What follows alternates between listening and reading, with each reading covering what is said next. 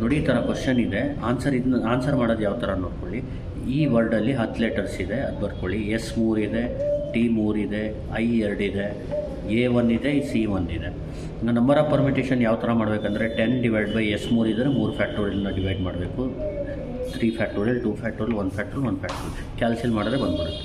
Next ಈಗ in how many of this A and C are adjacent ಅಂದರೆ A ಸಿನ ಒಂದು ಲೆಟ್ರ್ ಥರ ಕೌಂಟ್ ಮಾಡ್ಕೋಬೇಕು, ಬೇರೆದನ್ನೆಲ್ಲ ಬರ್ಕೋಬೇಕು. ಎ ಸಿ ಬಿಟ್ಟು ಎಸ್ 3 ಇದೆ, ಟಿ 3 ಇದೆ, ಐ 2 ಇದೆ ಬರ್ಕೊಂಡು ಈಗ ಇದು ಟೋಟಲ್ ಇದು 1 ಅಂದರೆ ಮಿಕ್ಕಿದ 7 ಸೇರಿ ನಿಮಗೆ 8 ಸೇರಿ 9 ಆಗುತ್ತೆ. 9 ಫ್ಯಾಕ್ಟೋರಿಯಲ್ ಡಿವೈಡ್ ಬೈ 1, ಇದು 3 ಇದೆ, ಇದು 3 ಇದೆ, ಇದು 2 ಇದೆ.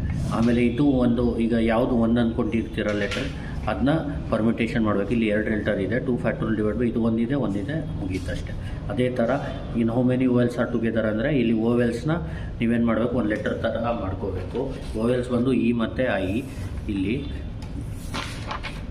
ಐ ಮತ್ತು ಎ ಇಲ್ಲಿ ಐ ಎ ಒಂದು ಕಡೆ ಮಾಡ್ಕೊಳ್ಳಿ, ಬೇರೆದೆಲ್ಲ ಬರ್ಕೋಬಿಡಿ. ಟೋಟಲ್ ಎಷ್ಟು ಲೆಟರ್ ಆಗುತ್ತೆ, ಇದು 1, ಇದು 7, 8 ಆಗುತ್ತೆ. 8 ಫ್ಯಾಕ್ಟೋರಿಯಲ್ ಡಿವೈಡ್ ಬೈ ಇದು 1, ಇದು 3, ಇದು 3, ಇದು 1. ಆಮೇಲೆ ಇದೊಂದು ವರ್ಡ್ ಅಂದ್ಕೊಂಡು ಇದಕ್ಕೆ ಪರ್ಮಿಟೇಷನ್ ಮಾಡಬೇಕು. 3 factorial divide by 2 factorial into 1 factorial. Answer 3360. ನೋಡಿ ಇದರದ್ದು ಪ್ರಾಬ್ಲಮ್ ಏನಾದರೂ ಬೇಕಿದ್ದರೆ ವಿಡಿಯೋ ನೋಡಿ, ನಿಮಗೆ ಕಂಪ್ಲೀಟ್ ವಿಡಿಯೋ ನೀಟಾಗಿ ಎಕ್ಸ್ಪ್ಲನೇಷನ್ ಇರುತ್ತೆ. Thank you.